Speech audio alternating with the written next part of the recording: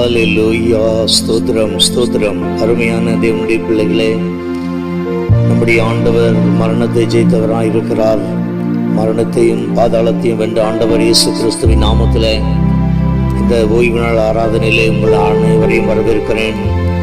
இம்மட்டும் நம்மை கிருபையாய் கண்ணின் மணியை போல காத்து வந்தாரே, தொடர்ந்தும் நம்மை காக்கிறதற்கு அவர் உண்மையுள்ளவராக இருக்கிறார். இந்த ஆராதனையில் நாம் யாவரும் ஒருமனப்பட்டவர்களாய் கர்த்தரை ஆராதிக்கலாம். கர்த்தர் பெரிய காரியங்களை செய்கிறதற்கு உண்மையுள்ளவராக இருக்கிறார். அவர் உயிரோடு இருக்கிற தேவன், மரணத்தை ஜெயித்தவர். இந்த வேளையில் நாம் ஆண்டவரை நோக்கி ஜெபிக்கலாமா? ஹல்லேலூயா. நீங்கள் எல்லாரும் இருக்கிற இடத்துல கர்த்தரை அவருடைய சமூகத்திலே உங்களுடைய இருதயத்தை ஊற்றி ஜெபம் பண்ணுங்க. கர்த்தர் அற்புதங்களை செய்வார். ஹல்லேலூயா ஜீசஸ். நான் எம்மாத்திரம் நீரும்மை நோக்கி பார்க்க, நான் எம்மாத்திரம் நீர் என்னை நோக்கி பார்க்க, உம் கையில் களிமண்ணா உருவாக்கும் சிற்பம் போல, உம் கையில் களிமண்ணா உருவாக்கும் சிற்பம் போல. ஆண்டவரே, நாங்களோ எம்மாத்திரம் ஐயா. வானாதி வானங்களும் கொள்ளாத தேவன், வானத்தையும் பூமியையும் படைத்த ஆண்டவர், மனிதர்களாகி எங்களை நோக்கி பார்க்கிறதற்கு நாங்கள் எம்மாத்திரம் ஆண்டவரே. ஆண்டவரே, இந்த கால வேளையில உடைய மகிமை பிரசன்னம் எங்களை ஆட்கொள்ளும்படிக்கு, இந்த ஆராதனை முழுவதிலும் வல்லமை பிரசன்னம் எங்களை ஆட்கொள்ளும்படிக்கு உடைய மகிமையின் பாதத்தில் எங்களை தாழ்த்தி தருகிறோம் ஐயா. தேவனே, இந்த ஆராதனைக்கு நீர் தலைவராக மாறும். இந்த ஆராதனையில கலந்து கொள்ளுகிற அத்தனை பிள்ளைகளுடைய வாழ்க்கையிலும் பெரிய வெற்றி, பெரிய ஜெயம் கிடைக்கட்டும் ராஜா. என் தேவனாகிய கர்த்தருடைய ஆசீர்வதிக்கிற கரம் இந்த ஆராதனையில் கலந்து கொள்ள அத்தனை பேர்கள் மேலும் இறங்கி வரும்படியாய் ஜெபிக்கிறோம். என் தேவனாகிய கர்த்தருடைய வல்லமையுள்ள கரம் பலத்த கிரியைகளை நடப்பிக்கட்டும். எங்கள் இரட்சகர் இயேசு கிறிஸ்துவின் ஜீவனுள்ள நாமத்தில் ஜெபிக்கிறோம் பிதாவே, ஆமென் ஆமென். தொடர்ந்து நாம் ஆண்டவரை பாடல்களின் மூலம் மகிமைப்படுத்துவோம். கர்த்தர் பாடல்களின் மூலம் மகிமைப்படுவாராக. ஹல்லேலூயா, பிரைஸ் தி லார்ட். ஹல்லேலூயா. நாம் யாவரும் நம் தேவனாய் கர்த்தருடைய நாமத்தை மகிமைப்படுத்தும்படிக்காக பெரிய பாட்டுத்திலிருந்து 439வது பாடலை நாம் யாவரும் கரங்கள் தட்டி சேர்ந்து பாடுவோம். பெரிய பாட்டுத்தில் 439வது பாடல், இயேசு நல்லவர், இயேசு வல்லவர், என்றென்றும் மாறாதவர் என்ற பாடலை பாடி தேவனுடைய நாமத்தை நாம் மகிமைப்படுத்துவோம். இயேசு நல்லவர், இயேசு வல்லவர், என்றென்றும் மாறாதவர், அவர் என்றென்றும் மாறாதவர். இயேசு நல்லவர், இயேசு வல்லவர், என்றென்றும் மாறாதவர், அவர் என்றென்றும் மாறாதவர். குருடரின் கண்களை திறப்பவர், அவர் நல்லவர் நல்லவரே. செவிடரின் செவிகளை திறப்பவர், அவர் நல்லவர் நல்லவரே. குருடரின் கண்களை திறப்பவர், அவர் நல்லவர் நல்லவரே. செவியரின் செவிகளை திறப்பவர், அவர் நல்லவர் நல்லவரே. அவர் நல்லவர், சர்வ வல்லவர், அவர் கிருபை என்றும் உள்ளது. அவர் நல்லவர், சர்வ வல்லவர், அவர் கிருபை என்றும் உள்ளது. இயேசு நல்லவர், இயேசு வல்லவர், என்றென்றும் மாறாதவர், அவர் என்றென்றும் மாறாதவர். வியாதியில் விடுதலை தருபவர், அவர் நல்லவர் நல்லவரே. நம் பாவத்தை மன்னிக்கும் பரிசுத்தர், அவர் நல்லவர் நல்லவரே. வியாதியில் விடுதலை தருபவர், அவர் நல்லவர் நல்லவரே. நம் பாவத்தை மன்னிக்கும் பரிசுத்தர், அவர் நல்லவர் நல்லவரே. அவர் நல்லவர் சர்வ வல்லவர், அவர் கிருபை என்றும் உள்ளது. அவர் நல்லவர் சர்வ வல்லவர், அவர் கிருபை என்றும் உள்ளது. இயேசு நல்லவர், இயேசு வல்லவர், என்றென்றும் மாறாதவர், அவர் என்றென்றும் மாறாதவர். இன்பத்தில் ஆறுதல் அளிப்பவர், அவர் நல்லவர் நல்லவரே. நம் பாரங்கள் யாவையும் நீக்குவார், அவர் நல்லவர் நல்லவரே. துன்பத்தில் ஆறுதல் அளிப்பவர், அவர் நல்லவர் நல்லவரே. நம் பாரங்கள் யாவையும் நீக்குவார், அவர் நல்லவர் நல்லவரே. அவர் நல்லவர் வல்லவர், அவர் கிருபை என்றும் உள்ளது. அவர் நல்லவர் சர்வ வல்லவர், அவர் கிருபை என்றும் உள்ளது. இயேசு நல்லவர், இயேசு வல்லவர், என்றென்றும் மாறாதவர், அவர் என்றென்றும் மாறாதவர்.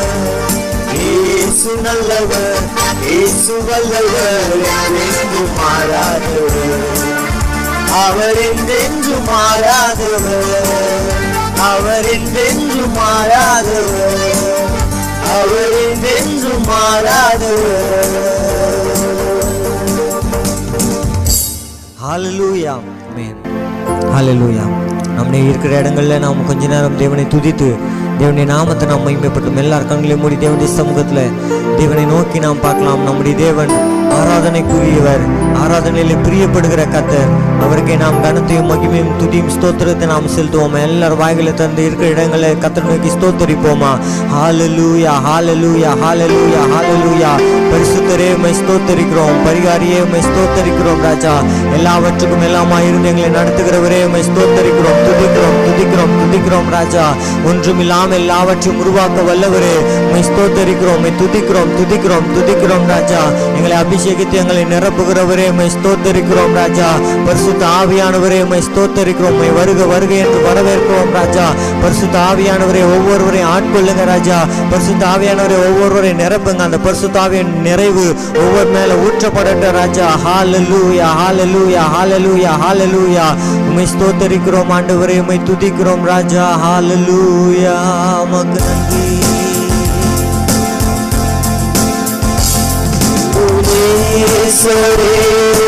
திருமுகம் தேடி அர்ப்பணித்தேன் என்னையே.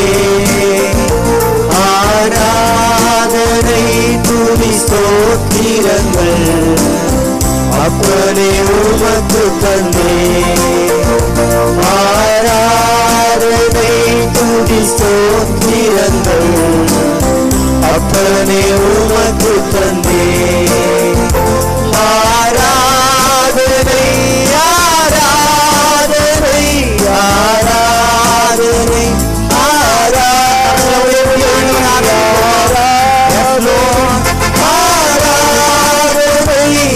ஆராதனை ஆராதனை அன்பரே சுராஜனுக்கே, ஆவியான தேவனுக்கே. அன்பரே சுராஜனுக்கே, ஆவியான தேவனுக்கே. உமக்குகந்த தூய பலியா இந்த உடலை ஒப்பு கொடுத்தேன். உமக்குகந்த தூய பலியா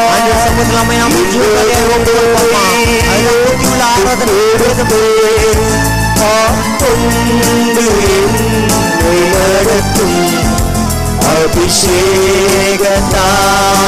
நிரப்பும். ஆட்கொண்டு என்னை நடத்தும் அபிஷேகத்தாலே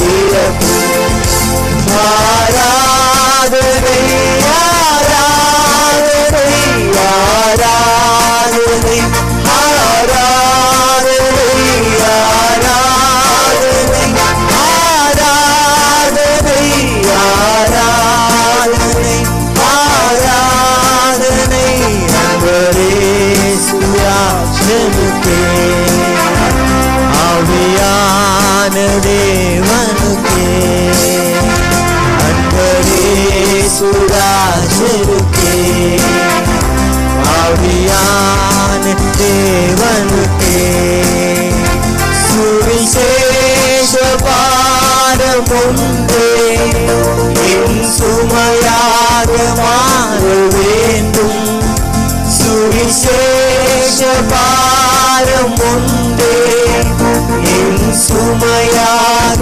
மாற வேண்டும் என் தேசையெங்கும் உம் நாமம் சொல்ல வேண்டும் என் தேசையெங்கும் உம் நாமம் சொல்ல வேண்டும். கரங்களை உயர்த்தி ஆராதனை சொல்லி ஆண்டவருடைய நாமத்தை மகிமைப்படுத்துவோமா?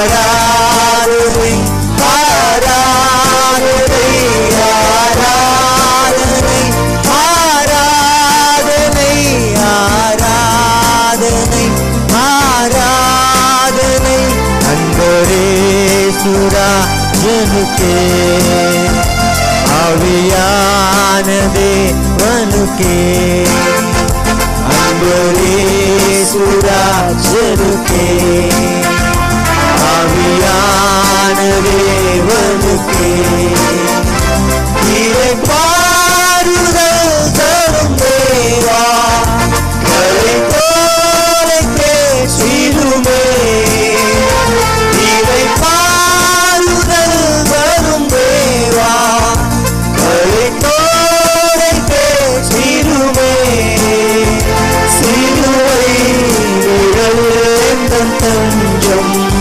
சுகமாயங்கு தங்கிடுவே ஆண்டுடைய சிலுவை நமக்கு தஞ்சமாய் இருந்தது. ஆண்டவரே உங்களை கண்ணால் எங்களை சுகமாக்கும் ஆண்டவரே நம்பி வந்திருக்கோம் ஆண்டவரே பாதம் நம்பி வந்தே கிருபை நிறை இயேசுவே தமதன்பை கண்டடைந்தே தேவ சமூகத்திலே தமதன்பை கண்டடைந்தே தேவ சமூகத்தை கைவிடாதிருந்தாரா என்னை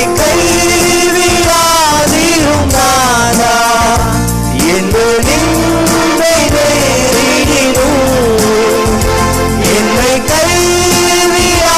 கைவிடாதிருந்தாரா என்ன நின்னை நேரிடும் உமக்காக யாவும் சகிப்பேன் உமது நீந்திடுமே உமக்காக யாவும் சகிப்பேன் உமது நீந்திடுமே திருப்பாலம் நம்பி வந்தே ஆண்டவரே உம்முடைய கிருபையை தாங்க ராஜா ஆண்டவரே உம்முடைய பாதத்தை நாங்கள் நம்பி வந்திருக்கிறோம் ஆண்டவரே கிருபையை எங்களுக்கு தந்தருளுங்க ராஜா உம்முடைய அன்பை நிமித்தமாக இந்த கிருபையை எங்களுக்கு தந்தருளுங்கப்பா சமூகத்திலே தமதனை கண்டடைந்தே தேவ சமூகத்திலே சத்துரு தலை கவிழ்ந்தோட நித்தமும் கிரியை செய்திடும் ஆண்டவரே உம்முடைய பிள்ளைகள் புராணமாய் சத்துரு தலைவர்களாய் எல்லா சத்துருக்களை அழித்து போட தேவ வல்லமையுள்ள ஆவியானவர் ஒவ்வொருவரையும் ஆளுகை செய்கிற ராஜா எல்லா சத்துருடைய கிரிகளை அழித்து போடுங்க ராஜா யோவான் 3:8 ஒவ்வொரு சத்துருக்களை அழித்து போட வல்லமையுள்ள தேவகுமாரன் குடும்பங்களை வெளிப்படுத்துவாங்க. என்னை போற்றிடும் அடையாளம் இயேசுவே இங்கு காட்டிடுமே. திருப்பாடும் திறந்தே கிருபை நிறை இயேசுவே தமதனை கண்டடைந்தே தேவ சமூகத்திலே தமதனை கண்டடைந்தே தேவ சமூகத்திலே தமதனை கண்டடைந்தே தேவ சமூகத்திலே. ஹalleluya ஹalleluya ஹalleluya ஹalleluya. மை ஸ்தோத்திரிக்கிறோம், மை துதிக்கிறோம் துதிக்கிறோம் துதிக்கிறோம் ராஜா. ஆண்டவரே, எல்லா சத்துருடைய கிரியைகளை அழிக்க வெளிப்பட்ட தேவகுமாரனே, எங்க வீடுகளில் நீர் கடந்து வந்ததுக்காக உமக்கு நன்றி. இப்போது ஆண்டவரே, எல்லா சத்துருடைய கிரியைகளை அழித்து கொண்டு இருக்கிறதுக்காக நன்றி. உங்களுடைய பிள்ளைகளுக்கு விரோதமாய் போராடி கொண்டிருக்க எல்லா வானமட்டில் பொல்லாத ஆவிடைய சேனைகளை இயேசுவின் நாமத்தால் முறியடிக்கிறோம் ராஜா. கர்த்தருடைய ஆவியான ஒவ்வொருவரையும் ஆளுகை செய்வீராக. யோபு 1:10 சொல்லப்பட்டபடியே ஒவ்வொரு குடும்பத்துக்கும் விசேஷித்த பாதுகாப்பை தேவன் கட்டளையிடும்படியா இப்படி சமூகத்தை நாங்கள் ஜெபிக்கிறோம் ராஜா. ஹalleluya ரமா சந்தனதன ரபாலமா லி சந்தனதன ரபாலதன ரமாஷா. ஹalleluya ஹalleluya ஹalleluya. ஒவ்வொரு குடும்பத்திலும் உம்முடைய ஆளுகை கடந்து வரட்டும் ராஜா. ஆண்டவரே, உம்மை நம்பி உம்முடைய பாதத்தில் உட்கார்ந்து கொண்டிருக்கிற உம்முடைய பிள்ளைகளுடைய வாழ்க்கையில கர்த்தர் அற்புதங்களை செய்யுங்க ராஜா. ஒவ்வொரு குடும்பத்திலே அற்புதங்களை செய்யுங்கப்பா. ஒவ்வொரு குடும்பத்திலே கர்த்தருடைய ஆவியானவர் வல்லமையான கிரியைகளை நடப்பிப்பீராக. வருகிற நாட்களில் ஆண்டவரே, அநேகர் உமக்கு சாட்சிகளாய் கர்த்தர் நிறுத்தும்படியா இப்படி சமூகத்தில் நாங்கள் ஜெபிக்கிறோம் ராஜா. உடைய கிருபைகளை அளவில்லாமல் தந்தள்ளி உடைய பிள்ளைகளை ஆசீர்வதித்து நீர் நடத்தும்படியாய் ஜெபிக்கிறோம். நீர் மாத்திரம் மகிமைப்படும் பெரிய காரியங்களை செய்யும். எல்லா மகிமையும் கனத்தையும் துதியும் ஸ்தோத்திரத்தையும் நாங்கள் உமக்கே ஏறெடுக்கிறோம். இயேசுவின் எண்ணற்ற நாம் ஜெபிக்கிறோம் எங்கள் ஜீவன நல்ல பிதாவே. ஆமேன் ஆமேன் ஆமேன். அப்படியே நாம் நின்ற வண்ணமாக நம்முடைய விசுவாசத்தை நாம் அறிக்கை செய்வோம். நான் திருத்துவ தேவனை விசுவாசிக்கிறேன். தேவனுடைய வருகைக்கு என்னிடத்தில் ஆயத்தத்தை எதிர்பார்க்கிறார் என்று விசுவாசிக்கிறேன். பரிசுத்த வேதாம் கர்த்தர் எனக்கு தந்த பொக்கிஷம். தேவனுடைய வார்த்தைக்கு செவி கொடுத்து அது கீழ்ப்படிந்து வாழும் வாழ்வை தேவன் என்னில் விரும்புகிறார். உயிர்ப்பிக்கிற பிதாவை முழுமனதும் விசுவாசிக்கிறேன். உயிர்த்தெழுந்த இயேசுவை முழுமனதும் விசுவாசிக்கிறேன். பரிசுத்த ஆவியானவரை முழுமனதும் விசுவாசிக்கிறேன். பரிசுத்த ஆவியானவருடைய ஆளுகையில் இருப்பேன். ரட்சிப்பு தேவனுடையது. தேவன் எனக்கு தந்த நல்ல ஈவு. எந்த நிலையும் தேவனை மறுதலிக்க மாட்டேன். ஏனோக்கை போல தேவனோடு நடப்பேன். விக்கிரக ஆராதனையும் வானசினை வழிபாட்டையும் வரவேற்கிறேன். கர்த்தரே தேவன், கர்த்தரே பரிசுத்த, கர்த்தரே என் பரிகாரி. நானா அவரது மனவாட்டி. இம்மையில் அவர் வழியில் நடப்பேன், மறுமையில் அவருடன் இருப்பேன். ராஜ்யமும் வல்லமையும் மகிமையும் என்றும் திருத்துவ தேவனுடையதே. ஆமேன் ஆமேன். கர்த்தர் நம்முடைய விசுவாசத்தை கனம் பண்ணுவாராக. ஆமேன். ஹல்லேலூயா. ஆண்டவர் இயேசு கிறிஸ்துவின் நாமத்தினாலே இந்த மனமகிழ்ச்சியின் ஆராதனை நாளிலே உங்களை வரவேற்கிறோம். நாம் கர்த்தரை துதித்துக் கொண்டிருக்கிறோம். தொடர்ந்து கர்த்தருடைய வார்த்தையை தியானிக்க போகிறோம். இந்த வாரத்தின் முதல் நாளாகிய ஓய்வு நாளை தேவன் நமக்கு ஆசீர்வாதமாக மாற்றித் தரவும், அப்படியே சமூகத்தில் காத்திருக்கிற உங்களுக்கு சகல நன்மையும் கிடைக்கவும் ஆண்டவரை நோக்கி பார்ப்போம். எங்கள் பிதாவே, உம்மை துதிக்கிறோம். இந்த பரிசுத்த ஓய்வு நாளுக்காக ஸ்தோத்திரம். இந்த பரிசுத்த ஓய்வு நாளிலும் உம்முடைய மகிமையின் கரம் எங்களோடு கூட இருக்கிறதற்காக ஸ்தோத்திரம். இப்போதும் நீர் இந்த ஆராதனையின் மூலம் எங்களோடு கூட இடைபடும், எங்களோடு கூட பேசும். இந்த வார்த்தைகள் எங்களை உயிர்ப்பிக்கட்டும், எங்களுடைய விசுவாசத்தை பலப்படுத்தட்டும். இயேசு கிறிஸ்துவின் நாமத்தில் ஜெபிக்கிறோம் பிதாவே. ஆமென் ஆமென். கர்த்தருக்கு மகிமை உண்டாகட்டும். ஆண்டவர் இயேசு கிறிஸ்துவின் மகிமையான நாமத்துல உங்களை எல்லாரையும் வாழ்த்தி வரவேற்கிறேன். இந்த நேரத்திலும் கூட நாம் தேவனுடைய வார்த்தையை வேதத்திலிருந்து பார்க்க போகிறோம். இன்றைக்கு நாம் தேவனுடைய வார்த்தையை முடிவில்லாத ராஜா என்கிற தலைப்பில் நாம் தியானிக்கவிருக்கிறோம். முதலாவதாக, முடிவில்லாத ராஜா இந்த உலகத்தில் யாருமே கிடையாது. ஆனால் நம்முடைய ஆண்டவர் மட்டும்தான் அந்த முடிவில்லாத ராஜா. அவரை பற்றி இந்த வேதத்தில் மிக தெளிவாக சொல்லப்பட்டிருக்கிறது. நாம் வாசிக்கலாம். லூக்கா சுவிசேஷம் 1 அதிகாரம் 33 அவர் யாக்கோபின் குடும்பத்தாரை என்றென்றைக்கும் அரசாழ்வார். அவருடைய ராஜ்யத்துக்கு முடிவிராது என்றார். கர்த்தருக்கு ஸ்தோத்திரம். இங்கே நீங்க பார்க்கும் பொழுது இந்த ராஜ்யம் அப்படின்னு சொன்னாவே ஒரு ராஜா வேண்டும். ஒரு ராஜா இல்லாமல் ஒரு ராஜ்யம் இல்லை. அப்படி ஒரு மகிமையான ராஜா இந்த உலகத்தில் யார் என்று கேட்டீர்களே, ஆனால் அது நம்முடைய ஆண்டவராகிய இயேசு கிறிஸ்து தான். நீங்க கேட்கலாம், ஏன் அவர் கடவுள் அல்லது தெய்வம் தானே, அவர் ராஜா என்று சொல்லுகிறீர்களே? ஆம், அவர் என்றென்றைக்கும் நம்முடைய ராஜா. அவர் இந்த உலகத்தாராலே கடவுள் என்று சொல்லப்பட்டாலும் அவர் ரட்சகர். அதே மாதிரி அவருக்கு இன்னொரு வடிவம் இருக்கிறது. அவர் ஒரு நல்ல நியாயாதிபதி. இன்னொரு வடிவம் இருக்கிறது, அவர் நமக்கு நித்திய மணவாளன். ஆகவே அவரை நாம எந்த ஸ்தானத்திலும் வைத்து கனப்படுத்த முடியும். ஆக எல்லாவற்றுக்கும் மேலாக என்றென்றைக்கும் அவர் உயிரோடு இருக்கிற ராஜா. இந்த பூமிக்கு வந்த ராஜாக்கள் எல்லாரும் அநேகருடைய பெயர் நமக்கு தெரியும், பலருடைய சரித்திரம் நமக்கு தெரியும், ஆட்களை தெரியாது. ஆனால் இந்த உலகத்திலேயே வந்து மனுக்குலத்துக்காகவே வாழ்ந்து ஊழியம் செய்து பிதாவின் சித்தத்தை நிறைவேற்றி தன் ஜீவனை இந்த பூமியில நமக்காக கொடுத்து அவர் 3வது நாள் உயிரோடு கூட எழுந்து திரும்ப மரணம் இல்லாதவராக இன்றும் வாழ்ந்து கொண்டிருக்கிறாரே, அவர்தான் அந்த முடிவில்லாத ராஜா. இந்த பூமியில் வரக்கூடிய ராஜாக்களுக்கு எல்லாருக்குமே ஒரு முடிவு இருக்கும். அவர்கள் ஒன்று அவர்களுக்கான ஆளுகையின் வருடங்கள் முன்குறிக்கப்பட்டிருக்கும்.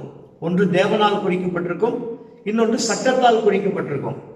ஆனால் இங்கே நம்முடைய ஆண்டவரோ எந்த விதமான கட்டுப்பாடும் இல்லை அவருக்கு. அப்படின்னா அவர் மகா பரிசுத்தர், அவர் நித்திய ராஜா. அதனாலே அவரை நம்ம என்னன்னு நினைக்கிறோம், அவர் நித்திய ராஜாவாகத்தான் பார்க்கணும். ஏன்னா அவருடைய ராஜ்யத்துக்கு முடிவு கிடையாது. நீங்க நினைக்கலாம், இந்த உலகத்தில் உள்ள தேவையான ராஜாக்களை நம்ம ஓட்டு போட்டு தானே செலக்ட் பண்றோம், இயேசு கிறிஸ்துவுக்கு யார் ஓட்டு போட்டாங்கன்னு கூட கேட்கலாம். அவருக்கு ஓட்டு தேவையில்லை. இந்த உலகத்தையே உண்டாக்கின ராஜா அவர் தான். அவர் எல்லாவற்றுக்கும் மேலும் அதிபதி, எல்லாவற்றின் மேலும் அவர் அதிகாரி.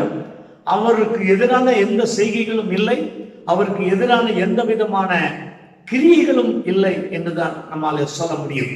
அப்படி இருக்கும்போது அவர்தான் முடிவில்லாத ராஜா என்பதை இந்த தேவதூதன் இங்கே அற்புதமாக சொல்லுகிறதை நம்மால பார்க்க முடிகிறது. இதை சொல்லும்போது யாருக்கு சொன்னார் அப்படின்னு கேட்டீங்கன்னா, மரியாளுக்கு தேவதூதன் சொல்லுகிறார்.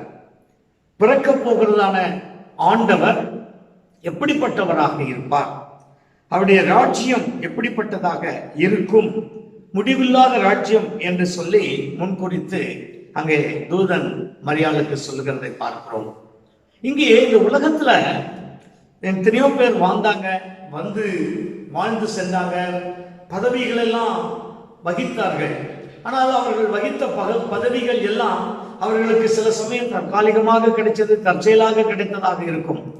ஏன்னா அவர்கள் சிலருடைய முயற்சினாலே அப்படி உயர் பதவிக்கு வந்திருப்பார்கள், சிலருடைய பின்னணியினாலே அவர்கள் வந்திருப்பார்கள், சிலர் குறுக்கோளில கூட ராஜாவா வந்திருக்காங்க.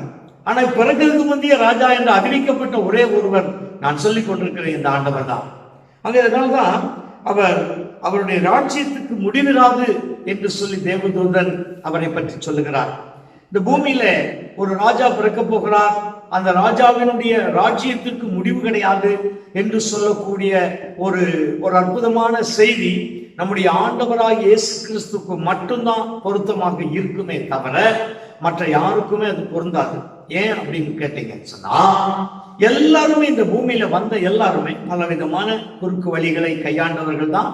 நான் ராஜாவாக இருக்க வேண்டும் என்று பலர், இன்னைக்கு அதிபதியாக இருக்க வேண்டும் என்று பலர் சட்டத்தையே தங்களுக்காக திருத்தி கொண்டவர்கள். சிலர் மரணம் வரைக்கும் நான் அதிபதியாக இருக்க வேண்டும் என்று சில நாடுகளில் இருக்கிற அதிபர்கள் சட்டத்தையே திருத்தி மாற்றி எழுதி வாங்கி வைத்துக் கொண்டிருக்கிறார்கள். ஆனால் நம்முடைய ஆண்டவர் அப்படி ஒரு நிர்பந்தத்துக்குள்ளான ஒரு ராஜா கிடையாது. அவர் என்றென்றைக்குமே ராஜா. பிறக்கிறதற்கு முன்பு மரியாளிடத்துல வந்து தேவதூதன் சொல்லுகிறார், அவருடைய ராஜ்யத்துக்கு முடிவிராது என்று சொல்லி. இப்ப முடிவே இல்லாத ஒரு ராஜ்யம் அங்கே தோன்ற போகிறது. அங்கே ராஜாவாக ஆண்டவர் இயேசு இருக்க போகிறார். நீங்களும் நானும் ஒரு தூதனை போல தேவனுடைய வீட்டிலே நித்தியத்தை கழிக்க போகிறோம். இதுதான் நமக்கு கிடைத்திருக்கிற ஒரு அற்புதமான வாய்ப்பும் ஒரு மீட்பும். அந்த மீட்புக்காகத்தான் நாம் எல்லாருமே பாடுபடுகிறோம். நாம் எல்லாருமே இந்த ஆவிக்குரிய வாழ்க்கையை நாம காத்துக்கொள்ள வேண்டும் என்றும், இந்த ஆவிக்குரிய வாழ்க்கையில நாம் கர்த்தரை மகிமைப்படுத்த வேண்டும், கர்த்தரிலே நிலைக்க வேண்டும் என்றும் நாம சொல்லுகிறோம். வேற ஒண்ணுமே கிடையாது. ஆச்சா, அதனால அப்படி ராஜ்யம் முடிவில்லாத ராஜ்யம் அப்படின்னு சொல்லி அங்க மிக தெளிவாக தூதன் மரியாளுக்கு சொல்லி அதை புரிய வச்சுட்டார். கர்த்தருக்கு மகிமை உண்டாகட்டும். இரண்டாவதாக நீங்க பார்த்தீங்க அப்படின்னு சொன்னா, வல்லமையானவர், வல்லமையானவர் அப்படின்னு சொல்லி அவருக்கு பெயர். இது எல்லாமே பார்த்தீங்கன்னா அவர் பிறக்கிறதுக்கு முன்பு கொடுக்கப்பட்ட பெயர். இன்னும் சொல்ல போனா, அவர் பிறக்கிறதுக்கு முன்பு நமக்காக ஒரு பாலகன் பிறந்தார் இல்லையா, அவர் நமக்காக கொடுக்கப்பட்டார் அப்படின்னு சொல்லப்பட்டிருக்கிறது. கர்த்தத்துவம் அவர் தோளின் மேல் இருக்கும். அப்படி நாம அதிசயமானவர், ஆலோசனை கர்த்தா, வல்லமையுள்ள தேவன், நித்திய பிதா, சமாதான பிரபு என்றெல்லாம் அவருக்கு மகத்துவமான பெயர்கள், உயர்ந்த பெயர்கள், உலகத்தில் யாருக்குமே இல்லாத பெயர்கள் அவருக்கு கொடுக்கப்பட்டிருக்கிறது. ஒரு விதத்துல சிலருக்கு சமாதான பிரபு என்று பெயர் இருக்கலாம், ஆனால் அவர் சமாதானம் இருந்திருக்காது, பிரபுவாகவும் இருந்திருக்க முடியாது. நிறைய பிரபுக்கள் பெயர் இருக்கிறது, நிறைய வித்தியாசமான உயர் பதவி முன்குறிக்கப்படுகிற பெயர்கள் இருக்கிறது. அதாவது எவ்வளவு உயர்வாக அவருடைய பெயரை அழைக்க முடியுமோ அவ்வளவு உயர்வான பெயர்கள் எல்லாம் இருக்குது, ஆனால் பெயரளவில் தான். ஆனால் நான் சொல்லுகிற இந்த வல்லமையானவர் உண்மையாகவே வல்லமையானவர். மத்தேயு சுவிசேஷத்தினுடைய 3வது அதிகாரத்தின் 11வது வசனத்தில் அதை நான் பார்க்கிறோம். மனம் திரும்புதலுக்கு என்று நான் ஜலத்தினால் உங்களுக்கு ஞானஸ்நானம் கொடுக்கிறேன், எனக்கு பின் வருகிறவரோ என்னிலும் வல்லவராய் இருக்கிறார், அப்படி பாதரட்சைகளை சுமக்கிறதற்கு நான் பாத்திரன் அல்ல, அவர் பரிசுத்த ஆவியினாலும் அக்கினியினாலும் உங்களுக்கு ஞானஸ்நானம் கொடுப்பார். யோவான் ஸ்நானகன் ஜனங்களுக்கு ஆண்டவர் இயேசு கிறிஸ்துவை அறிமுகப்படுத்துகிறார். எப்படி அறிமுகப்படுத்துகிறார்? எனக்கு பின் ஒருவர் வருகிறார், அவர் என்னிலும் வல்லவராய் இருக்கிறார். யோவான் ஸ்நானகன் என்ன செய்தார்? ஜனங்களுக்கு பிரசங்கம் பண்ணினார். ஜனங்கள் இருதயத்தில் குத்தப்பட்டு நாங்கள் ரட்சிக்கப்படுவதற்கு என்ன செய்ய வேண்டும் என்று சொல்லி அவர்கள் ஞானஸ்நானம் பெறுவதற்காக யோர்தான் நதி கரைக்கு வந்தார்கள். ஆனால் ஆண்டவர் இயேசு கிறிஸ்துவை பற்றி யோவான் ஸ்நானகன் பிரசங்கிக்கிறார். ஏன் அப்படின்னா, அவர் மகத்துவமான தேவன், அவர் வல்லமையுள்ளவர். அதனாலதான் அவரை ஆண்டவர் என்று, வல்லவர் என்று, பெரியவர் என்று, அவருடைய பாதரட்சைகளை நான் சுமக்கிறதுக்கு கூட தகுதி இல்லாதவர் என்று இந்த மனுஷனாக பிறந்த யோவான் ஸ்நானகன், நம்மை போன்ற மனிதன், ஆண்டவருடைய மகத்துவத்தை தெரியப்படுத்தி கொண்டிருக்கிறார். இப்போ இங்க நீங்க பார்த்தீங்க அப்படின்னு சொன்னா, அவர் வல்லமையானவர், என்னிலும் வல்லவர். என்னிலும் வல்லவர்னா அவரால் செய்யக்கூடாத அதிசயமான காரியம் ஒன்றுமே இல்லை, அவ்வளவு வல்லவர். யோசித்து பாருங்க, அவர் என்ன செய்யல? இந்த பூமியில வந்து மனுக்குலத்துக்காக பாடுபட்டார். அது பெரிய விஷயம், அது பெரிய விஷயம், அது யாராலும் செய்ய முடியாது. ஆனால் அவர் ஊழியம் செய்த காலத்துல அன்றைக்கு மருத்துவம் என்பது மிக குறைந்த மருத்துவம், அந்த மருத்துவர்கள் என்பதும் குறைந்த மருத்துவர்கள், விஞ்ஞானம் கிடையாது. ஆனால் ஆண்டவர் இயேசு கிறிஸ்து பிறவிக்குருடனை பார்வையடைய வைத்தார். யோசிச்சு பாருங்க, அவருடைய வார்த்தையினாலதான், ஒரே ஒரு வார்த்தை சொன்னார், அவ்வளவுதான், பிறவிக்குருடன் பார்வையடைந்து விட்டார். அப்போ பிறவிக்குருடனை பார்வையடைய வைக்கும் அளவுக்கு அவருக்கு வல்லமை இருந்தது. அப்படின்றதுனாலதான் யோவான் ஸ்நானகன் அவர் என்னிலும் வல்லவராய் இருக்கிறார், என்ன நினைக்கிற மாதிரி அவரை நினைச்சிடாதீங்க, என்ன பார்க்குற மாதிரி அவரை பார்த்துடாதீங்க, நான் சாதாரண மனுஷன், உங்களுக்கு ஞானஸ்நானம் கொடுக்குறேன், அவர் வல்லவராய் இருக்கிறார், அவருடைய பாதரட்சை கூட அவருக்கு எனக்கு தகுதி கிடையாது என்று சொல்லி அங்கே அவர் அற்புதமாக ஆண்டவர் இயேசு கிறிஸ்துவை பற்றிய மகிமையான சாட்சியை தெரியப்படுத்துகிறார். அதுதான் உண்மையும் கூட. அவர் யோவான் ஸ்நானகன் யோர்தான் நதிக்கரையில ஞானஸ்நானம் கொடுத்துட்டு இருக்காரு. இப்போ ஜனங்கள் எல்லாரும் யோவானை போல ஒருத்தராக இயேசுவை பார்த்து விடக்கூடாது இல்லையா? அதனால அவர் முன்கூட்டியே ஜனங்களுக்கு சொல்லுகிறார், அவர் என்னிலும் வல்லவராய் இருக்கிறார் அப்படின்னு சொல்றார். அப்போ முதலாவது தூதன் மரியாளுக்கு சொல்லும் பொழுது சொன்னது, அவருடைய ராஜ்யத்துக்கு முடிவிராதுன்னு சொன்னார். இங்கே யோவான் ஸ்நானகன் வந்து ஜனங்களுக்கு சொல்லும்போது அவர் என்னிலும் வல்லவராய் இருக்கிறார் என்று சொன்னார். அப்ப யோசிச்சு பாருங்க, முடிவில்லாத ராஜ்யம் உடைய ராஜா சர்வ வல்லவராய் இருக்கிறார். அன்றைக்கு பாருங்க, அந்த பிறவிக்குடான பார்வையடைய வச்சது பெரிய அற்புதம் தான். ஏன்னா அப்போ அவரால் செய்யக்கூடாத அதிசயமான காரியம் ஒன்றும் இல்லைன்றது மிக தெளிவாக விளங்குகிறது. அதோடு கூட நின்று விட்டதா? அப்படி அற்புதங்களை பற்றி வேதம் சொல்லுது. அவர் செய்த அற்புதங்களை எழுத போனால் இந்த பூமியும் காகிதமும் கொள்ளாது, மையும் போதாது என்று சொல்லி அவ்வளவு அற்புதங்களை அவர் இந்த பூமியில செய்திருக்கிறார். அப்போ அவரை போன்ற ஒரு வல்லமை உள்ளவரை நீங்க பார்க்கவும் முடியாது. அவரை போன்ற முடிவில்லாத ராஜாவை நீங்க எங்கேயுமே பார்க்க முடியாது. எல்லா ராஜாக்களும் தங்களுடைய வலிமையினால ராஜ்யங்களை கட்டி கொண்டிருக்கலாம். ஆனால் ஆண்டவர் இயேசு தன்னுடைய ராஜ்யத்தை அவருடைய வலிமையினால் கட்டவில்லை. அவர்தான் ராஜா என்கிறது நியமனமாக இருக்கிறது. அவர் இந்த பூமிக்கான ராஜா கிடையாது. ஏன்னா அந்த பூமியில உள்ள ராஜ்யம் ஒழிஞ்சு போகும், இந்த பூமியே ஒழிஞ்சி போகும் என்று வேதம் தான் சொல்லுகிறது. அந்த பூமி வெந்து உருகி சாம்பலாகும் என்று எழுதியிருக்கிறது. அப்படி இருக்கும்போது இந்த பூமிக்குரிய ராஜாவாக அவர் இருந்து பயனில்லை. அப்போ எந்த உள்ள ராஜாவாக இருப்பார்? அவரு நித்திய வீட்டிலே ராஜாவாக இருப்பார். இங்க இருக்கிற ராஜாக்கள் எல்லாரும் அங்க வந்து, நான் அங்க ராஜாவா இருந்தேன், இந்த நாட்டுல மந்திரியா இருந்தேன், இந்த நாட்டுல பிரதமரா இருந்தேன், இந்த நாட்டுல அதிபரா இருந்தேன்னு சொல்லி அங்க வாலாட்டவே முடியாது. ஏன்னா அவனுடைய செய்கைக்கு தக்கதான பலன் கொடுத்து, அவனுடைய தீமைக்கு தக்கதாக அவனை நரகத்துக்கு அனுப்பி, அவரை விசுவாசித்த எளிமையான உங்களை போன்ற எங்களை போன்ற மக்கள் இருக்கிறோம் பார்த்தீங்களா, விசுவாசித்து எந்த விதமான பெருமையும் மேட்டிமையும் இல்லாம இந்த ஆவிக்குரிய வாழ்க்கையை முன்னெடுத்து சொல்றோம் பார்த்தீங்களா, அவரை பின்பற்றி சொல்றோம் பார்த்தீங்களா, நம்மள அவர் கூட வச்சுக்கிட்டு இருப்பாரு. அங்க வச்சுட்டு நமக்கு அவர் ராஜாவா இருப்பாரு. அவர் ராஜாவா இருக்கும்போது நமக்கு என்ன மகிமைங்க இருக்கும் அப்படின்னு கேட்டீங்கன்னா, நாம் ஒரு தேவ தூதனை போன்ற ஒரு மகிமை அடைந்து அங்கே இரவு பகலாக தேவாதி தேவனை மகிமைப்படுத்தி கொண்டு நாமும் அந்த இடத்துல மகிழ்ச்சியோடு கூட இருப்போம், மகிழ்ச்சியோடு கூட இருப்போம். அப்படி ஒரு ராஜ்யம் தான் அங்க இருக்கிறது.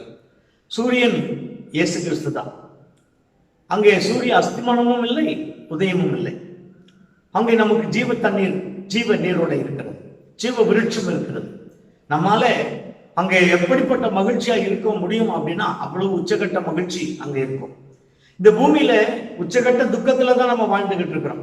நம்முடைய வாழ்க்கையில நம்ம கடந்து போகிற பாதைகள்லாம் ஒரு மிகவும் கடுமையான பாதை, துயரமான பாதை, துன்பம் நிறைந்த பாதை, வேதனை நிறைந்த பாதை, கண்ணீர் நிறைந்த பாதை, கடினமான உழைத்து கூட பல நேரங்களிலே நம்முடைய உழைப்பை நம்மால ஒரு உருப்படியா புசிக்க முடியாத பாதை. ஒரு சகோதரி இப்படி சொன்னார், ஐயா நான் கடினமாய் உழைத்தேன், கஷ்டப்பட்டேன், குடும்பத்தை எல்லாம் காத்துக்கிட்டு இருந்தேன், அன்றைக்கு வறுமையில் வாழ்ந்து கொண்டிருந்தேன், அன்றைக்கு வறுமையிலே வாழ்ந்தேன், இன்றே நான் ஒரு விதமான நோய் இல்லாமல் இருந்தேன், இன்றைக்கு என்னுடைய வறுமையெல்லாம் நீங்கி விட்டது, உணவு நிறைய இருக்கிறது, இதை புசிக்காதே அதை புசிக்காதே என்று சொல்லி மருத்துவர் சொல்லி ஒரு டயட் கொண்டு வந்து கட்டுப்பாட்டு கூட வச்சுக்கிட்டு இருக்காங்க அப்படின்னு சொன்னாங்க. ஆம், அங்கே இல்லாத போது புசிக்க ஆசையா இருந்துச்சு, இருக்கும்போது புசிக்காதன்னு டாக்டர் சொல்லிட்டார். இன்னைக்கு நிலைமை அப்படிதான், உலகத்தின் நிலைமை. ஆனா நித்திய வீட்டில் அந்த நிலைமை இல்லை. அது ஒரு மேன்மையான ஸ்தலம். அந்த ஸ்தலத்துக்கு தான் தேவன் நம்மை அழைத்து போவதற்காக வருவார். பார்த்தீங்கன்னா முதல்ல சொன்னோம் முடிவில்லாத ராஜா, இரண்டாவது சொன்னோம் வல்லமையானவர். யோவான் ஸ்நானகன் சொன்னது உண்மைங்க. ஏன் அப்படின்னு கேட்டீங்கன்னா, அவருடைய கிரியைகளை இவர் யாரோ எப்படிப்பட்டவரோ என்று தன்னோடு கூட இருந்த சீஷர்கள் கூட ஆச்சரியப்படும் அளவுக்கு கவிழ்ந்து போகக்கூடிய படகு கவிழ்ந்தாலும் கவிழ்ந்துடும், ஆனாலும் போய் ஆண்டவரே நாங்கள் மடிந்து போகிறோம், உமக்கு கவலை இல்லையா என்று சொல்லி அவரை கூப்பிட்டு எழுப்பினார்கள். அப்படியானால் அவர் எழுந்து காற்றையும் கடலையும் பார்த்து இறையாதே அமைதலாயிரு என்று சொன்னார். உங்களாலும் என்னாலும் கடலை பார்க்க முடியும், ஆனா காற்றை பார்க்க முடியுமா? முடியாது. காற்றையே பார்க்கக்கூடிய ஒருவர் இருக்கிறார்னா அவர் வல்லவர் தானே. வேதம் சொல்லுகிறது, காற்றையும் கடலையும் பார்த்து இறையாத அமைதலாயிரு என்று சொன்னார். நான் உங்களுக்கு சொல்றேன், நம்ம கடலை பார்க்க முடியும், காற்றை பார்க்க முடியாது. காற்று வீசுகிறத ஒரு மரம் சாய்கிற மாதிரி, இலைகள் அசைகிற மாதிரி, அதைத்தான் நம்மளால பார்க்க முடியும். ஆனால் அவரோ காற்றையும் கடலையும் பார்த்து அப்படின்னு வேதம் மிக தெளிவாக சொல்லுகிறது. இப்போ காற்றை பார்க்க வல்லமை உள்ளவர் ஒருவர் இருக்கிறார்னா நம்ம ஆண்டவர் தான். கடலையும் காற்றையும் பார்த்து இறையாதே அமைதலாய் என்று சொன்ன போது அவருடைய வார்த்தைக்கு கீழ்ப்படிந்து அவைகள் எல்லாம் அமைதியா இருந்துச்சுன்னு சொன்னா அவர் உண்மையாகவே வல்லமை உள்ளவர் தான். அதுல எந்த சந்தேகமும் கிடையாது. இன்னைக்கு நிறைய பேர் அவருடைய நாமத்தை பற்றி ரொம்ப சந்தேகப்படுறாங்க.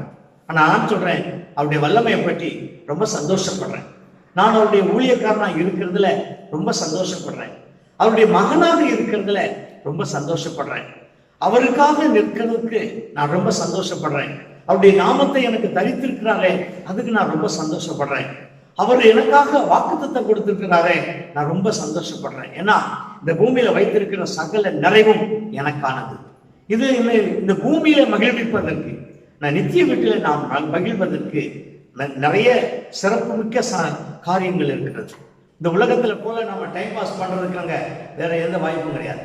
ஆனால் ஒரே ஒரு மகிழ்ச்சி அங்கே இருக்கும், மரணம் இல்லை என்கிற மகிழ்ச்சி. இந்த பூமியில எந்த நேரத்திலும் மறிக்க வாய்ப்பு இருக்கிறது என்று மரண பீதியோடு உலகம் வாழ்ந்து கொண்டிருக்கிறது. குறிப்பாக நாம் வாழ்ந்து கொண்டிருக்கிற இந்த கொரோனா பெருந்தொற்று காலத்துல நிறைய மக்களை நம்மால பார்க்க முடிகிறது. அவர்களிடத்திலிருந்து நாம செய்தியை கேட்கும்போது சிலர் சொல்றாங்க, எனக்கு பயமாக இருக்கிறது. சிலர் சொல்றாங்க, தொலைபேசியில பேசும்போது நான் தைரியமாக இருக்கிறேன், ஆண்டவர் எனக்கு உதவி செய்வார், ஆண்டவர் என்னை உயிரோடு கொண்டு வருவார் என்று சொல்லி தைரியமா இருக்கிறாங்க. சிலருக்கு பயம், என்ன செய்வது? அந்த சூழ்நிலைய அங்க இருக்கிறவங்களுக்கு மட்டும்தான் அந்த வேதனை தெரியும். இதுதான் உலகம், இதுதான் உலகம்.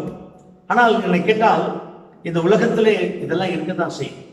ஆனால் நமக்கான சிறப்பான பாதுகாப்பு அவர்கிட்ட தான் இருக்கு. நம்ம ஒரு நாள் அவருடைய சிட்டைகளுக்குள்ள அடைக்கலமாயும், நமக்கு அவருடைய பாதத்தை விட்டா வேற வழி இல்லை, அவருடைய சிட்டைகளை விட்டா வேற வழி இல்லை, அவருடைய நாமத்தை விட்டா வேற நாமம் இல்லை, அவருடைய நாமத்தின் மேல் வைக்கிற நம்பிக்கையை விட்டா வேற நம்பிக்கை நமக்கு உதவாது. இவரை காட்டிலும் வேற ஒரு நம்பிக்கை உதவாது, வேஸ்ட். இயேசு கிறிஸ்து தெய்வம், இயேசு கிறிஸ்து ரட்சகர், இயேசு கிறிஸ்து வல்லவர், இயேசு கிறிஸ்து முடிவில்லாத ராஜா என்கிற நம்பிக்கையை விட்டு வேற நம்பிக்கை வச்சா அந்த எந்த நம்பிக்கையும் உதவாத நம்பிக்கை தான். ஆண்டவர் ஒருவர் மட்டும்தான் நமக்காக எல்லாவற்றையும் செய்கிறவர். அதனால எனக்கு ஒரு நல்ல தகப்பனும், நல்ல தாயும், நல்ல ஆண்டவரும், நல்ல ரட்சகரும், நல்ல மீட்பரும், அதே சமயத்தில் நல்ல ராஜாவும், முடிவில்லாத ராஜாவும் இங்க இருக்கிறார். இன்னைக்கு நம்முடைய நாட்டை பொறுத்தளவில் பல நாடுகளில 5 ஆண்டுக்கு ஒரு முறை அதிகாரம் மாறும். அதே சமயத்துல 4 ஆண்டுக்கு ஒரு முறை அதிகாரம் மாறும். அப்போ எத்தனாவது அதிகாரத்தில் வந்திருக்கிறார் அப்படின்னு சொல்லி வருமே தவிர வரிசையா வரும்.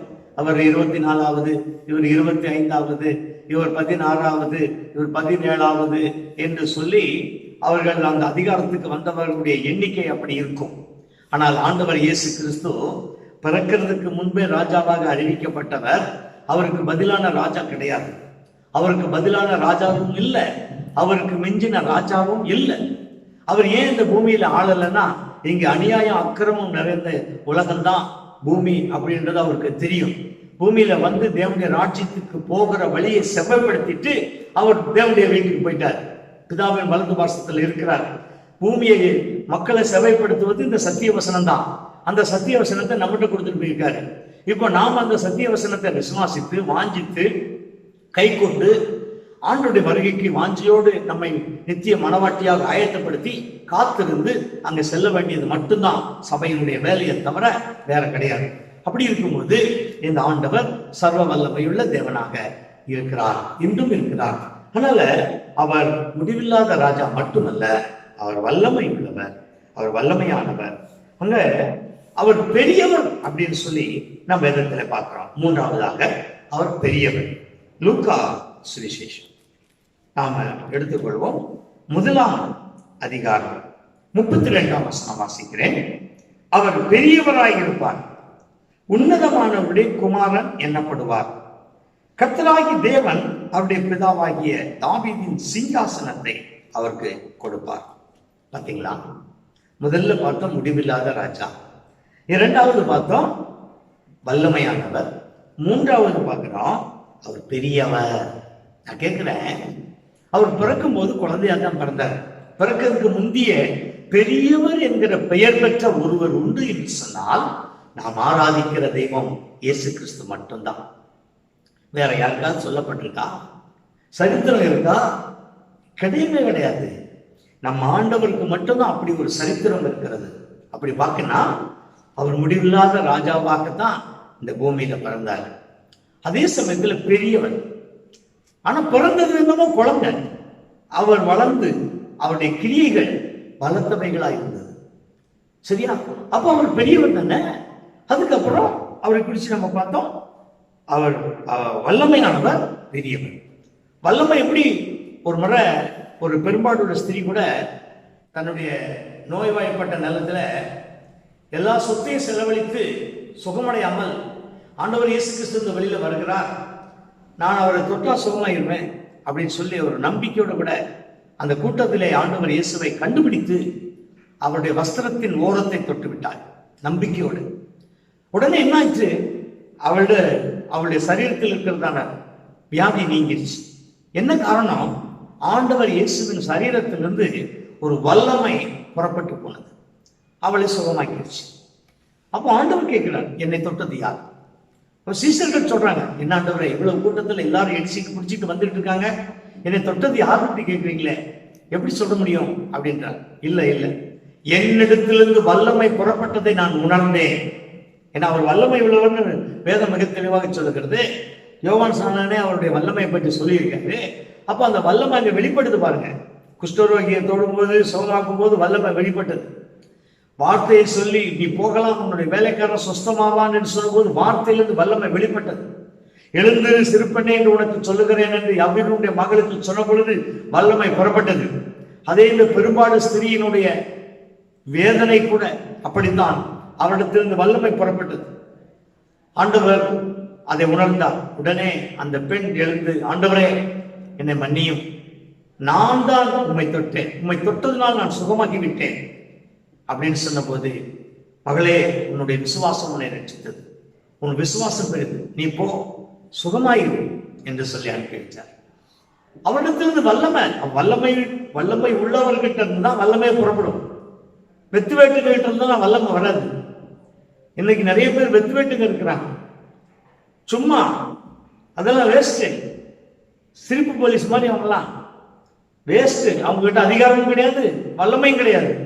என் ஆண்டவருக்கு மட்டும்தான் வல்லமை இருக்கிறது, என் ஆண்டவருக்கு மட்டும்தான் அந்த அதிகாரமும் இருக்கிறது. அதை பயன்படுத்தினார் இந்த ஊழியத்தில், இந்த உலகத்திலே அதை பயன்படுத்தினார், இந்த உலகத்திலே அவர் அதை நிறைவேற்றினார். வெறும் எழுதப்பட்ட வார்த்தை அல்ல அவருடைய நாமத்தை பற்றிய உண்மைகள். அப்படியே நடந்தது, அப்படியே ஆயிற்று. முடிவில்லாத ராஜானா அவர் முடிவில்லாத ராஜா தான். அவர் வல்லமையானவர் அப்படின்னா உண்மையாகவே அவரிடத்திலிருந்து வல்லமை புறப்பட்டதை வேதத்தில் மிக தெளிவாக பார்க்கிறோம். நம்ம கூட பல நேரங்களிலே சரீரத்தில் வியாதிப்பட்ட போதெல்லாம் அந்த வல்லமையை நாம உணர்ந்திருக்கிறோம். இயேசுவே உம்முடைய வல்லமையை எனக்குள்ள அனுப்புக என்று நாம கேட்போம், அந்த வல்லமையை தருவார். சில வேளையில நாம் நோய்வாய்ப்பட்டவர்களை சந்தித்து அவர்களுக்காக நாம் ஆண்டவருடைய அன்பை சொல்லி அவர்களுக்காக ஜெபிக்கும் பொழுது, ஆண்டவரே இந்த மகன் மேல் உம்முடைய வல்லமை இறங்கட்டும் என்று சொல்லி நாம ஜெபிப்போம். ஏன்னா அவர் வல்லமையானவர்கிட்ட இருந்து தான் வல்லமை எதிர்பார்க்க முடியும், அதிசயமானவர்கிட்ட தான் அதிசயத்தை எதிர்பார்க்க முடியும், நல்லவர்கிட்ட இருந்தா நன்மை எதிர்பார்க்க முடியும், ரட்சகர் எடுத்திருந்தா ரட்சிப்பு எதிர்பார்க்க முடியும், நித்திய ராஜா கிட்ட இருந்தா பரலோக வாழ்வு எதிர்பார்க்க முடியும். இதை விட்டுட்டு வேற எங்கெங்கெல்லாம் போய் அலைஞ்சு ஓடி தேடினா கூட கிடைக்காது. சரியா? அப்போ அவர் பெரியவர் அப்படின்னு சொல்லி அங்கே தூதன் மரியாளுக்கு சொல்லுகிறார். அவர் சொல்லும் பொழுது ரொம்ப அற்புதமா இருந்திருக்கும். நீங்க கவனிச்சு பார்த்தீங்கன்னா நல்லா தெரியும், அவர் பெரியவராய் இருப்பார், உன்னதமானுடைய குமாரன் எனப்படுவார், கர்த்தராகிய தேவன் அவருடைய பிதாவாகிய தாவீதின் சிங்காசனத்தை அவருக்கு கொடுப்பார். ஒரு ராஜானா சிங்காசனம் இருக்கணும்ல, அந்த சிங்காசனத்தை வாக்களித்தார்.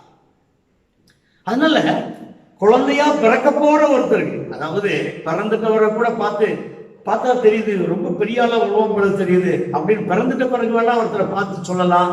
இல்லை அவனுடைய முகக்கலையை பார்த்து, சில சைக்காலஜிக்கலாக கூட அவனுடைய தோற்றத்தை பார்த்து கூட ரொம்ப புத்திசாலியா இருக்கும் போல தெரியுது, அவன் கண்ணெல்லாம் பார்த்தா, அவனுடைய உருவத்தெல்லாம் பார்த்தா, அவனுடைய பாடி லாங்குவேஜ் எல்லாம் பார்த்தா ரொம்ப புத்திசாலியா வருவான் போல தெரியுது, பெரிய ஆளா இருப்பான் போல தெரியுது அப்படின்னு சொல்லி அவனுடைய உருவத்தை பார்த்து சொல்லலாம். பிறக்கிறதுக்கே முந்தி இவர் பெரியவராக இருப்பார் அப்படின்னு சொல்லி அங்கே சொல்லப்படுகிறது என்று சொன்னா அது எவ்வளவு அற்புதமான விஷயம், அது எவ்வளவு உண்மையான விஷயம். அது யாருக்கு இது போல வேற யாருக்கும் முன்னறிவிக்கப்பட்டதானா? கிடையாது.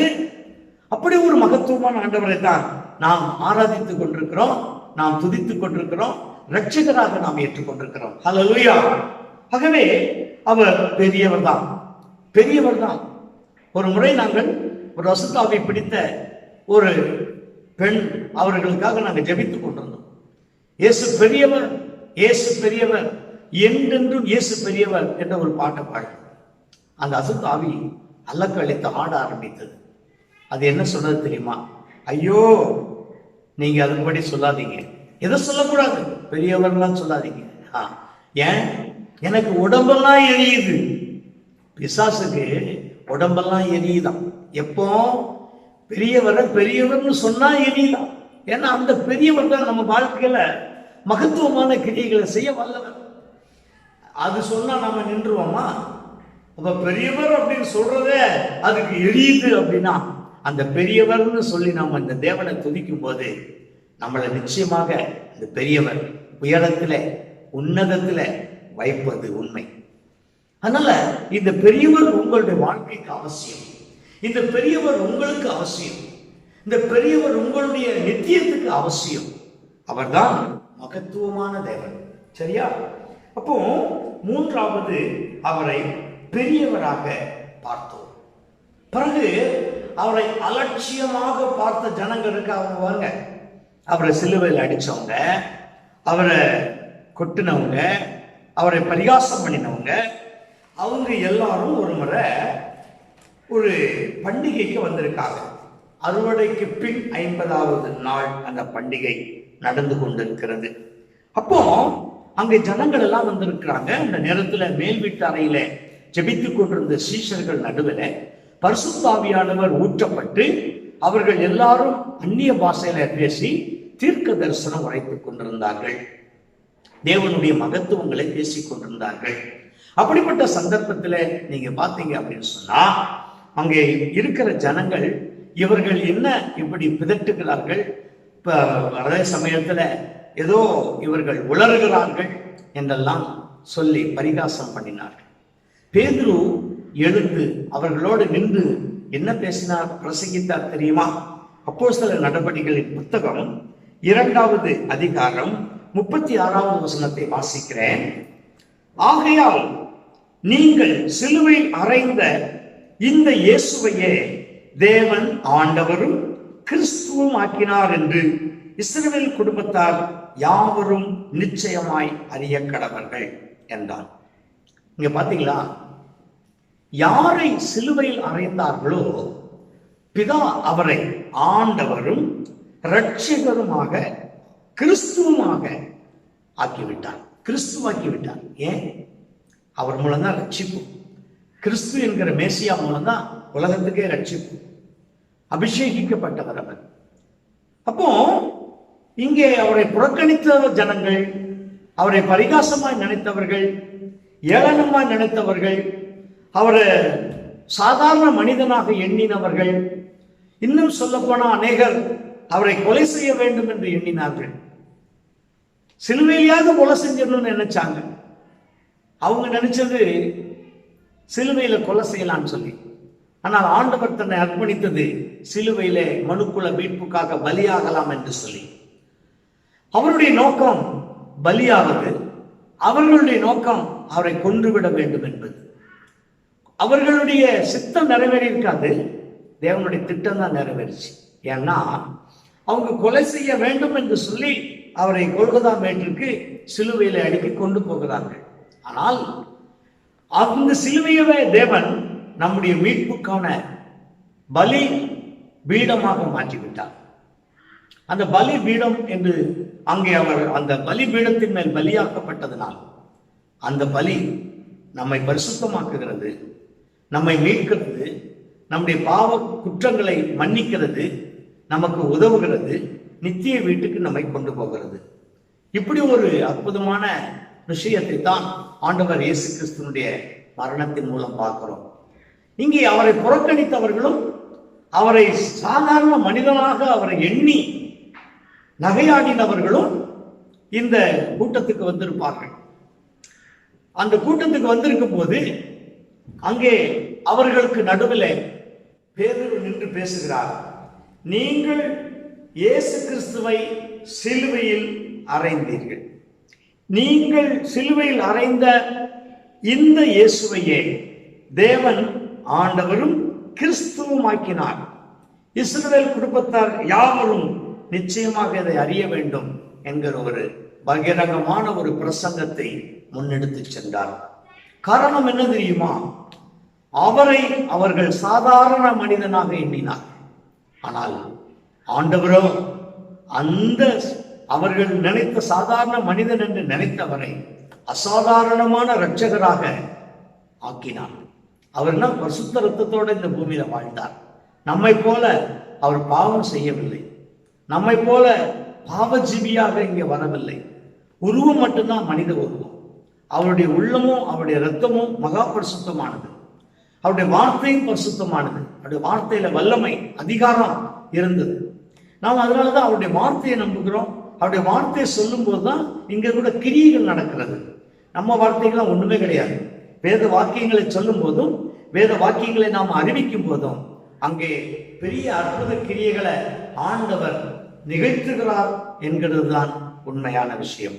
அதனால அவர் ஆண்டவர் முதல்ல பார்த்தீங்கன்னா முடிவில்லாத ராஜா, இரண்டாவது பார்த்தீங்கன்னா வல்லமையானவர், மூன்றாவது பார்த்தீங்கன்னா பெரியவர், நான்காவது தான் பேதுரு சொல்றாரு அவர் ஆண்டவர்.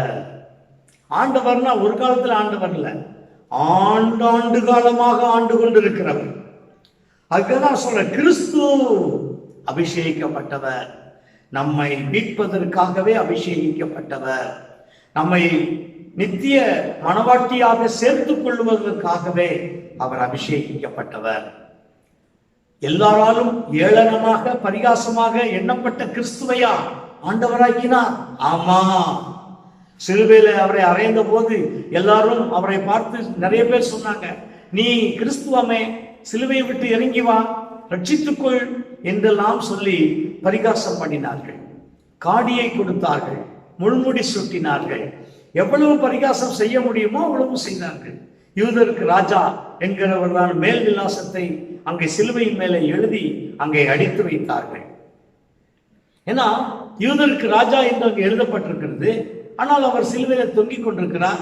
பார்க்கிறவர்கள் எல்லாம் பரிகாசம் பண்ணுவாங்கல்ல, அதுக்காக அப்படி எழுதி வச்சாங்க. இருக்கட்டும், நீ பரிகாசம் பண்ணினால் அவர் பரிகாச பொருள் கிடையாது. மனிதன் பரிகாசம் பண்ணினால் அவர் பரிகாச பொருள் கிடையாது. அதற்கு பதிலாக அவர் சர்வ வல்லமை உள்ளவர் என்கிறத அடுத்த மூன்றாவது நாள் இப்படியே பூமி அதிர்கிறது. பூமி அதிர்கிறது. கல்லறை நிறைய கல்லறைகள் திறந்ததாக வேதம் சொல்லுகிறது. அநேக பரிசுத்தவான்கள் உயிரோடு எழுந்ததாக வேதம் சொல்லுகிறது. இயேசு கிறிஸ்து உயிரோடு எழும்பும் போது அப்போ அந்த பூமி அதிர்வின் மூலம் கல்லறைகள் எல்லாம் திறந்தது.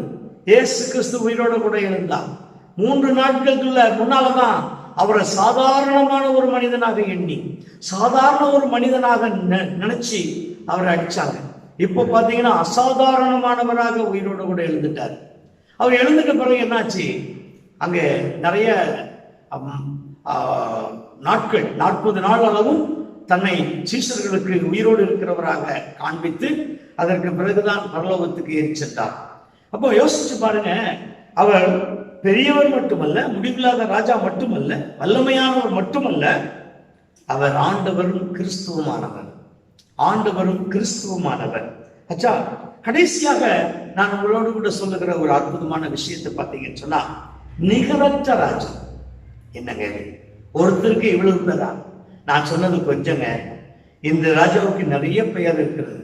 1000 பெயர்களுக்கு சொந்தக்காரர். ஆனா அதெல்லாம் பட்ட பெயர் கிடையாது, சொந்த பெயர், உண்மையான பெயர், காரணமுள்ள பெயர்.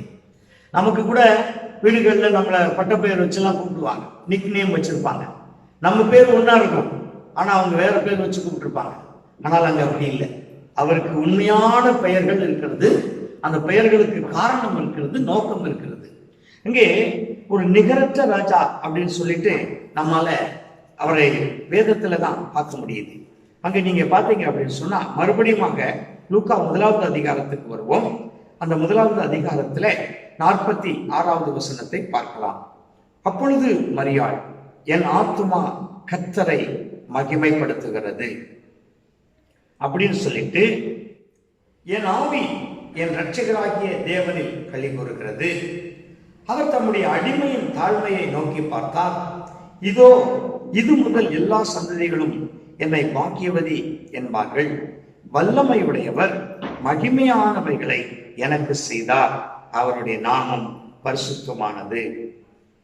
இங்கே நீங்கள் பார்க்கிறதான அந்த வேத பகுதி, வல்லமையுடையவர் மகிமையானவைகளை எனக்கு செய்தார் அப்படின்னு சொல்கிறது ஒரு நிகரற்ற தன்மை தான்.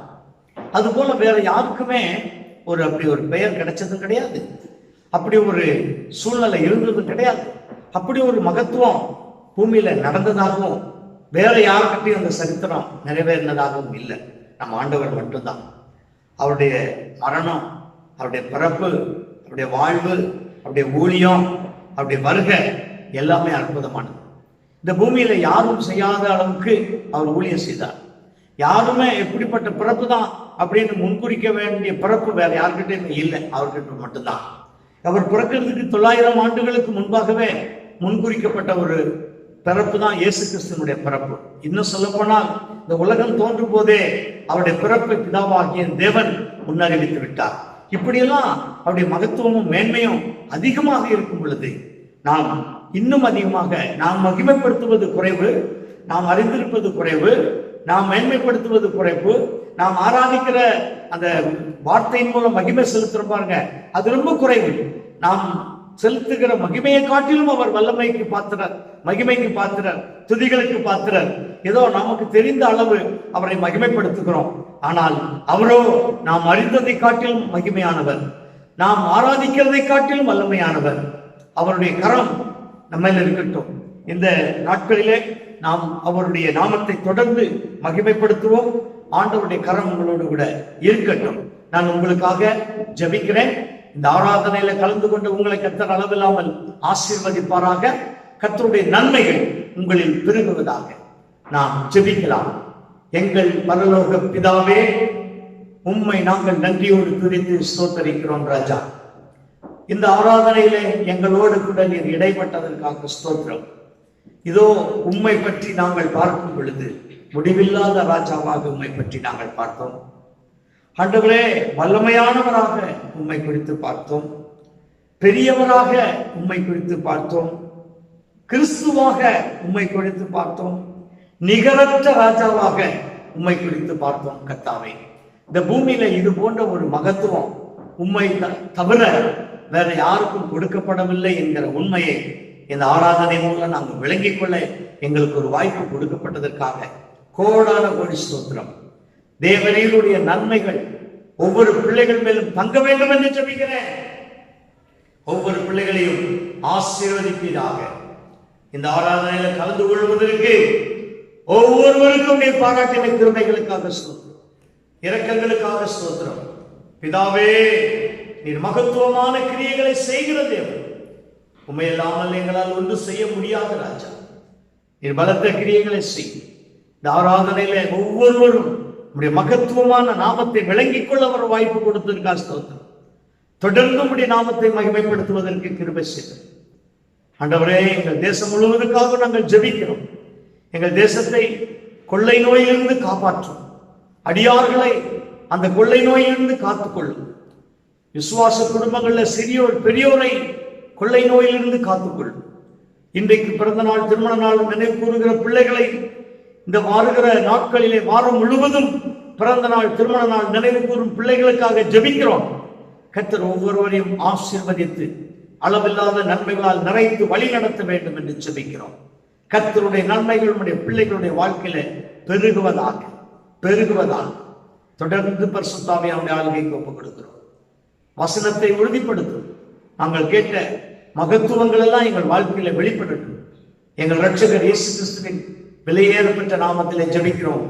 நன்மைகளை உடைய பாதத்திலிருந்து எடுத்துக்கொள்கிறோம் நல்ல பிதாவே. ஆமென். ஆமென். என் ஆத்துமாவே கர்த்தரை ஸ்தோத்திரி, என் முழு உள்ளமே அவருடைய பரிசுத்த நாமத்தை ஸ்தோத்திரி. என் ஆத்துமாவே கர்த்தரை ஸ்தோத்திரி, அவர் செய்த சகல உபகாரங்களை மறவாதே. கர்த்தர் நம்மை ஆசீர்வதித்து நம்மை காக்க கடவர். கர்த்தர் தம்முடைய முகத்தை நம்மேல் பிரகாசிக்க பண்ணி நம்மேல் கிருபையாய் இருக்க கடவர். கர்த்தர் தம்முடைய முகத்தை நம்மேல் பிரசன்னமாக்கி நமக்கும் நம்முடைய குடும்பத்தாருக்கும் பூமியில் உள்ள சகல பரிசுத்தவான்களுக்கும் இன்றும் என்றும் சதா காலங்களிலும் சமாதானம் கட்டளையிட கடவர். ஆமென். ஆமென். ஆமென். ஹல்லேலூயா. Price the Lord. கர்த்தர் நம்மை ஆசீர்வதிப்பாராக.